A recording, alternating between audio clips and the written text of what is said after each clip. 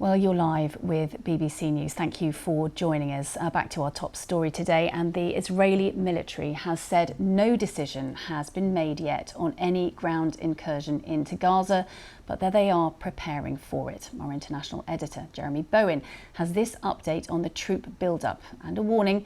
His report contains details and images some viewers may find distressing and upsetting. In the fields and farms on the border wire, Israel's combat soldiers are creating jumping-off points to invade Gaza. At Kibbutz Be'eri, regular units and some of more than 300,000 mobilized reservists were preparing for the order to move in that most Israelis believe will come. The build-up that we're seeing here is certainly the clearest evidence that I've witnessed that Israel is preparing for a ground operation in Gaza. And if you add this to the formation of a war cabinet, you can see the direction they must be going in. Israel's allies are gathering. Antony Blinken, the US Secretary of State, is flying in from Washington. American support includes weapons and moving an aircraft carrier battle group closer to deter Iran's allies in Lebanon from joining the war. The United States has Israel's back. We have the back of the Israeli people. We have their back today. We'll have it tomorrow. We will have it every day. In their safe rooms, millions of Israelis are praying, waiting, often frightened now that assumptions they had about their safety have crumbled. Their government says what it's doing in Gaza is defending them. But only a few miles from this family in Ashkelon, Israel's onslaught raises questions about whether it's breaking the laws of war.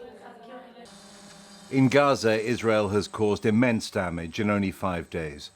International humanitarian law obliges belligerents to protect civilian lives. Israel says all this is legitimate self-defense against Hamas. But it's also cut off supplies of water, food, fuel and power to more than 2 million people and killed hundreds of civilians. I've lost my father, my brother, my uncle, 2 cousins, 2 other family members, and my pregnant wife. I'm the only survivor. Back in Israel, videos are still emerging from the Hamas attack last Saturday. Security cameras showed 2 women trying to escape a Hamas gunman. Somehow he misses them. Armed Israelis arrive, and the man who wanted to murder them either retreats or is killed. And at a hospital near Tel Aviv, signs of the tension in Israel. A visiting government minister gets a furious reception.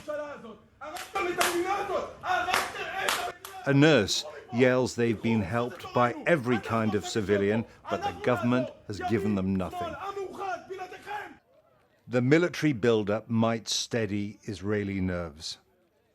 And the defense minister said, "We will wipe Hamas off the face of the earth." Jeremy Bowen, BBC News, in southern Israel.